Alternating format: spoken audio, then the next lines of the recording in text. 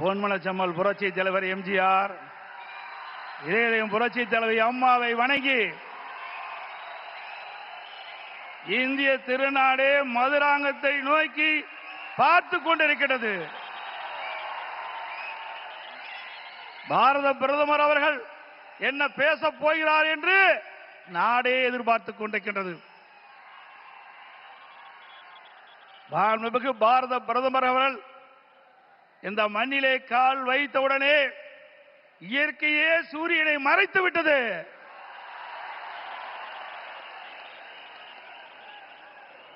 எங்கே பார்த்தாலும் மக்கள் வெள்ளம், மக்கள் கடல் போல் காட்சியளிக்கின்றார்கள். இந்த மதுராந்தம் பூமியே குலுங்குகின்ற அளவுக்கு மக்கள் வெள்ளம். இதுவே நடைபெறுகின்ற சட்டமன்ற தேர்தலிலே வெற்றிக்கு சான்று. இந்த அற்புதமான நிகழ்ச்சியிலே தேசிய ஜனநாயக கூட்டணி வெற்றி பெறுவதற்கு அடித்தளம் அமைப்பதற்கு முதலாக தேர்தல் பிரச்சார கூட்ட நிகழ்ச்சியிலே கலந்து கொள்வதற்கு வருகை தந்து உரையாற்றிருக்கின்ற மதிப்புக்கும் மரியாதைக்கும் போற்றலுக்குரிய பாரத பிரதமர் மாண்புமிகு நரேந்திர மோடி அவர்களே, நிகழ்ச்சியிலே பங்கு பெற்றிருக்கின்ற மத்திய அமைச்சர் மரியாதைக்குரிய திரு பியூஷ் கோயல் அவர்களே, தமிழகத்தினுடைய மாநில பாரதிய ஜனதா தலைவர் முன்னாள் அமைச்சர் சகோதரர் திரு நயினார் நாகேந்திரன் எம்எல்ஏ அவர்களே, மத்திய இணை அமைச்சர் அருமைச்சகோதரர் திரு எஸ் முருகன் அவர்களே, பாட்டாளி மக்கள் கட்சியுடைய தலைவர் முன்னாள் மத்திய அமைச்சர் அருமைச்சகோதரர் டாக்டர் அன்புமணி அவர்களே, அம்மா மக்கள் முன்னேற்ற கழகத்தினுடைய பொதுச் செயலாளர் மதிப்புக்கும் மரியாதைக்கும் உரிய சகோதரர் திரு டிடிவி தினகரன் அவர்களே, தமிழ் மாநில காங்கிரஸ் தலைவர் முன்னாள் மத்திய அமைச்சர் மரியாதைக்கு திரு ஜே கே வாசன் அவர்களே, புரட்சி பாரதிய தலைவர் திரு பூவை ஜெகன்மூர்த்தி எம்எல்ஏ அவர்களே, மரியாதைக்குரிய புதிய நீதி கட்சி தலைவர் திரு ஏசி சண்முகம் அவர்களே, இந்திய ஜனநாயக கட்சியுடைய தலைவர் திரு பாரிவேந்தர் அவர்களே, தமிழக மக்கள் முன்னேற்ற கழக நிறுவனர் தலைவர் திரு ஜான் பாண்டியன் அவர்களே, எருதல் மக்கள் கட்சியுடைய தலைவர் திரு என்ஆர் தனபாலன் அவர்களே, முன்னாள் ஆளுநர் திரு தமிழிசை சவுந்தரராஜன் அவர்களே, முன்னாள் பாரதிய ஜனதா தலைவர் சகோதரர் திரு அண்ணாமலை அவர்களே, மற்றும் மேடையிலே வீற்றிருக்கின்ற கூட்டணி கட்சியினுடைய தலைவர்களே, நிர்வாகிகளே, மேடையிலே வீற்றிருக்கின்ற அனைத்து இந்திய அண்ணா திராவிட முன்னேற்ற கழகத்தினுடைய தலைமை கழக நிர்வாகிகளே, மாவட்ட கழக செயலாளர்களே, நாடாளுமன்ற உறுப்பினர்களே, சட்டமன்ற உறுப்பினர்களே, வாரியத்தை சிறப்பித்துக் கொண்டிருக்கின்ற தேசிய ஜனநாயக கூட்டணியில் அங்கம் வைக்கின்ற கட்சியினுடைய தலைவர்களே, நிர்வாகிகளே, தொண்டர்களே, பெரியவர்களே, தாய்மார்களே, ஊடக நண்பர்களே, பத்திரிகை நண்பர்களே, கழக உடன்பிறப்புகளே, அத்தனை பேருக்கும் என்னுடைய முதற்கண் வணக்கத்தை உரித்தாக்குகின்றேன்.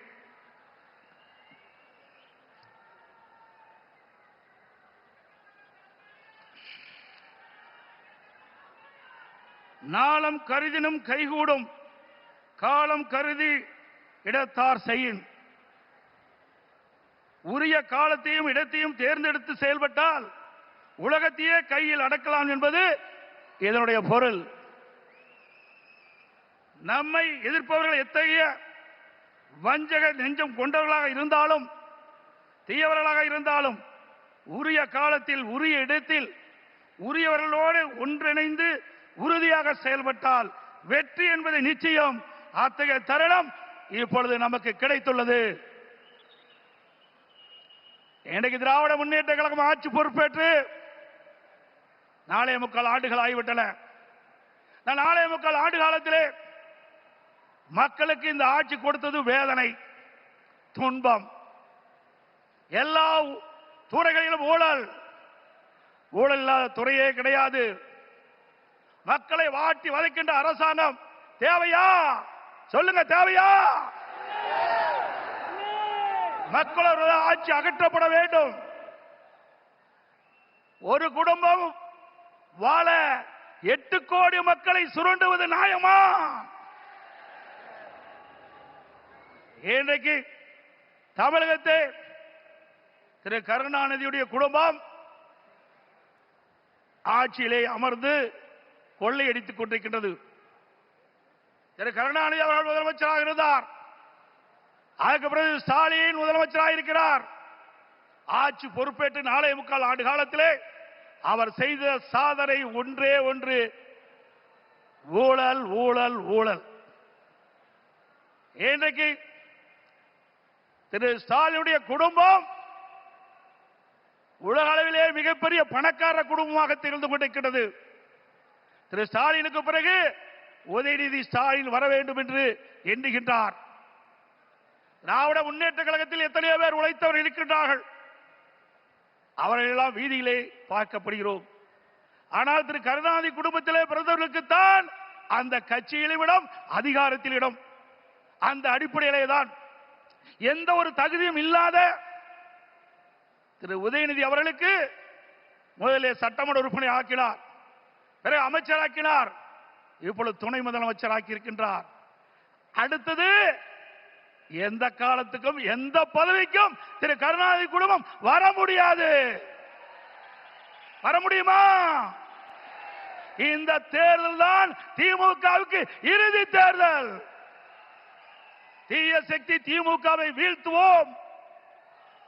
பொன்மனச்சம்பல் புரட்சி தலைவர் எம்ஜிஆர், இதயம் புரட்சி தலைவர் அம்மா இருவரும் தலைவர்கள் கண்ட கனவை நிறைவேற்றுவோம். நம்முடைய தேசிய ஜனநாயக கூட்டணியுடைய சக்தியால் பாரத பிரதமர் நமக்கு துணை நிற்கின்றார். இன்றைக்கு நம்முடைய இயக்கம் வலிமையான இயக்கம். நம்முடைய கூட்டணி வெற்றி கூட்டணி, வலிமையான கூட்டணி. தேர்தல் என்ற போரில் நம்முடைய கூட்டணி கட்சி தலைவர்கள், நிர்வாகிகள், தொண்டர்கள் இரவுகள் வாராமல் தேனீக்களை போல, எறும்பை போல சுறுசுறுப்பாக செயல்பட்டு தேர்தல் போரிலே எதிரிகளை ஓட ஓட விரட்டி வெற்றி கொடி நாட்டுவோம். செய்வீர்களா? இந்த தேர்தலை பொறுத்த வரைக்கும் குடும்ப வாரிசுக்கு முற்றுப்புள்ளி வைக்கின்ற தேர்தல், குடும்ப ஆட்சிக்கு முடிவு கட்டுகின்ற தேர்தல், ஊழல் நிறைந்த ஆட்சிக்கு முடிவு கட்டுகின்ற தேர்தல். இந்த தேர்தல் நம்முடைய வெற்றிக்கு மக்கள் துணை நிற்கின்றார்கள். நம்முடைய கூட்டணி கட்சி தலைவர்கள் இன்றைக்கு எழுச்சியோடு இங்கே உரையாற்றிருக்கின்றார்கள். எனக்கு பின்னாலே பாரத பிரதமர் அவர்கள் உரையாற்றிருக்கின்றார்கள். ஆக நம்முடைய கூட்டணி இந்த தேர்தலிலே 210 இடங்களிலே வெல்லும். பெரும்பான்மையான இடங்களே வெல்லும். அண்ணா திமுக ஆட்சி அமைக்கும். அதோடு திரு ஸ்டாலின் சொல்லுகிறார், இன்றைக்கு மத்தியிலே தமிழகத்துக்கு எந்த திட்டமும் கிடைக்கவில்லை என்ற ஒரு தவறான தகவலை சொல்லிக் கொண்டிருக்கின்றார். சிந்தித்து பார்க்க வேண்டும். அனைத்து இந்திய அண்ணா திராவிட முன்னேற்ற கழக ஆட்சியிலே தான் மத்தியிலே பல திட்டங்களை எல்லாம் பெற்றோம். நாம் கேட்ட நிதியை கொடுத்தார்கள், கேட்ட திட்டத்தை கொடுத்தார்கள். தமிழகம் முழுவதும் இருக்கின்ற பல்வேறு ரயில்வே கடவுகளிலே உயர்மட்ட பாலம் வேண்டும் கேட்டோம். அதிகமான பாலத்தை கொடுத்தது மத்திய அரசு. அதே போல தேசிய நெடுஞ்சாலைகள், தமிழகத்தில் இருக்கின்ற போக்குவரத்து நெரிசலை குறைப்பதற்கு பல்வேறு தேசிய நெடுஞ்சாலைகளை வழங்கினார்கள். அது மட்டுமல்ல, சென்னை மாநகரத்தில் அதிகமான போக்குவரத்து நெரிசல் இருக்கின்ற காரணத்தினாலே மெட்ரோ ரயில் திட்டம் கட்டம் 2 அதற்கு அனுமதி கொடுக்கப்பட்டு சுமார் 63,000 கோடி ஒரே திட்டத்திற்கு அனுமதி வழங்கி அந்த திட்டத்தை மத்திய அமைச்சர்களே நேரடியாக வந்து அடிக்கல் நாட்டி சாதனை படைத்தோம். இதெல்லாம் மத்திய அரசாங்கம் கொடுக்கப்பட்ட திட்டம் அல்லவா? அதற்கு மேலாக காவிரி மேட்டூர் அணையிலிருந்து திறக்கப்படுகின்ற நீர் நதி, காவிரி நதியின் வழியாக கடலிலே போய் கலக்கின்றது. அப்படி அந்த நதி நீர் மாசுபடாமல் இருப்பதற்காக பாரத பிரதமர் அவர்களை நான் சந்தித்து, முதலமைச்சராக இருக்கின்ற பொழுது அவரை சந்தித்து இந்த கோரிக்கையை வைத்தேன். நடந்தாய் வாழி காவிரி திட்டம் சுமார் 14,000 கோடி இந்த திட்டத்திற்கு நிதி தேவை. கொடுத்த உடனே அவர் பார்த்தார், அற்புதமான திட்டம், இந்த திட்டத்தை நிச்சயமாக நிறைவேற்றி தருவேன் என்று சொல்லி மேதக குடியரசுத் தலைவர் உரையிலே இடம்பெற செய்து கடந்த 2024ஆம் ஆண்டு அதற்கு அனுமதி கொடுக்கப்பட்டது. ஆனால் இந்த அரசு முடக்கி வைத்திருக்கின்றது. உண்மையிலேயே இந்த அரசு மக்கள் மீது அக்கறை இருந்தால் மத்திய அரசு அனுமதி கொடுக்கப்பட்ட திட்டத்தை நிறைவேற்ற மனமில்லை. சிந்தித்து பாருங்கள். 14,000 கோடி, 1000 2000 இல்ல 14,000 கோடி நம்முடைய தமிழ்நாடு நலன் பெறுவதற்காக மத்திய அரசு அனுமதித்தது. பாரத பிரதமர் அவர்கள் மனமுகந்து கொடுத்த அந்த திட்டம், அந்த திட்டத்தின் மூலமாக காவிரி நதியிலே கரை ஓரமாக இருக்கின்ற கழிவு நீர்கள் அந்த நதியிலே கலக்கின்ற பொழுது நீர் மாசுபடுகிறது. அந்த நீர் மாசுபடாமல் இருப்பதற்கு அதை சுத்தகரித்து நதியிலே விடுகின்ற திட்டம் தான் இந்த திட்டம். மேட்டூர் அணையிலிருந்து வெளியேறிய நீர், பவானி சாகர் அணையிலிருந்து வெளியேறுகின்ற நீர், நொய்யிலிருந்து வெளியேறுகின்ற நீர், அமராவதி அணையிலிருந்து வெளியேறுகின்ற நீர், இந்த நீரெல்லாம் சுத்தப்படுத்தி அங்கே நதியிலே விடுகின்ற பொழுது காவிரி நதியிலே வந்து கலக்கின்ற பொழுது சுத்தமான நீராக இருக்கும். தமிழ்நாட்டை பொறுத்த வரைக்கும் காவிரி நதிதான் ஜீவநதி. அந்த நதியை நம்பித்தான் 20 மாவட்ட மக்கள் குடிநீர் ஆதாரமாக விலகி கொண்டிருக்கிறது. டெல்டா பாசன விவசாயிகளுக்கு ஒரு நல்ல நீர் பயிர்களுக்கு பாய்ச்சுகின்ற பொழுது எந்த நோயும் தாக்கப்படாது. அப்படிப்பட்ட அற்புதமான திட்டத்தை நமக்கு வழங்கினார். அரசியல் காழ்ப்புணர்ச்சியின் காரணமாக அந்த திட்டத்தை நிறுத்தி வைத்திருக்கின்றார்கள். மீண்டும் உங்களோ ஆதரவோடு தேசிய ஜனநாயக கூட்டணி அதிக இடங்களே வெற்றி பெற்று நம்முடைய கூட்டணி அண்ணா திமுக ஆட்சி அமைக்கின்ற பொழுது பாரத பிரதமருடைய ஆசியால் இந்த திட்டம் நிறைவேறும். அதே போல ஒரே ஆண்டில் நாம் வைத்த கோரிக்கை 11 அரசு மருத்துவக் கல்லூரி மருத்துவமனை கொடுக்கப்பட்டது. இந்திய வரலாற்றிலேயே ஒரு மாநில அரசுக்கு ஒரே ஆண்டில் 11 அரசு மருத்துவக் கல்லூரி மருத்துவமனை கொடுத்த வரலாறு கிடையாது. அந்த வரலாற்றையும் பாரத பிரதமர் திரு நரேந்திர மோடி அவர்கள் நமக்காக வழங்கினார். அதனால் நம்முடைய மாணவர்கள் அதிக இடங்களிலே மருத்துவர்களாக சேர்ந்து படிக்கக்கூடிய வாய்ப்பை பெற்றிருக்கின்றார்கள். இதையெல்லாம் சாதனை. இன்னும் பல திட்டங்கள் மத்தியில் இருந்து நமக்கு கிடைக்கப்பட்டன. அனைத்து இந்திய அண்ணா திராவிட முன்னேற்ற கழக அரசு இருக்கின்ற பொழுது மத்திய அரசோடு இணக்கமாக இருந்தோம். கேட்ட திட்டத்தை கொடுத்தார்கள், கேட்ட நிதியை கொடுத்தார்கள். தமிழகம் வளர்ச்சி பெற்றது. இன்றைக்கு இருக்கின்ற ஆட்சியாளர்கள் வேண்டுமென்றே திட்டமிட்டு மத்தியிலே குறை சொல்லி இன்றைக்கு லஞ்ச லாவணியத்திலே இந்த அரசு திளைத்துக் கொண்டிருக்கின்றதை நேரத்திலே சுட்டிக்காட்டி அதோடு எண்ணிய இன்னியாங்கு எய்து எண்ணியார் திண்ணியரா பெரிய ஒரு செயலை செய்து முடிக்க எண்ணுபவர் மிக உறுதியுடன் இருந்தால் அவர் நினைத்தபடியே அந்த செயலை செய்து முடிப்பார் என்ற குரலுக்கு மிக பொருத்தமானவர் நமது பாரத பிரதமர் நரேந்திர மோடி அவர்கள். இன்னைக்கு உலகமே பாராட்டுகின்ற அளவிற்கு இந்திய நாட்டுக்கு பெருமை சேர்த்தவர் பாரத பிரதமர் அவர்கள். கொரோனா காலம், இன்னைக்கு இந்த கொரோனா காலத்திலே அந்த வைரஸ் நோயால் இன்னைக்கு வல்லரசு நாட்டில் கூட மக்களை காப்பாற்ற முடியவில்லை. அந்த காலகட்டத்தில் விலை மதிக்க முடியாத உயிரை காப்பாற்றுவதற்கு அவர் எடுத்த நடவடிக்கையினால் லட்சக்கணக்கான மக்கள் உயிர் பிழைத்தார்கள். அந்த நோய் எப்படி தாக்கும், எப்படி வரும், அதற்கு என்ன சிகிச்சை அளிக்க முடியும், அதற்கு என்ன மருந்து என்று கண்டுபிடிக்க முடியாத சூழ்நிலை கூட தன்னுடைய திறமையால் ஆற்றால் அதற்கு சிகிச்சை அளிப்பதற்கு உரிய மருந்தை கண்டுபிடித்து உரிய சிகிச்சை அளித்து விலை மதிக்க முடியாத உயிர்களை காப்பாற்றிய மா மனிதர் பாரத பிரதமர் நரேந்திர மோடி அவர்கள். இந்திய நாட்டு மக்கள் மட்டுமல்ல, வெளிநாட்டில் இருக்கின்ற மக்களுக்கும் அந்த உயிர்களை காப்பாற்றுவதற்கு விலையில்லா மருந்துகளை கொடுத்து காப்பாற்றிய மனித நேயம் படைத்த தலைவர் பாரத பிரதமர் நரேந்திர மோடி அவர்கள் என்பதை இந்த நேரத்தில் சுட்டிக்காட்டி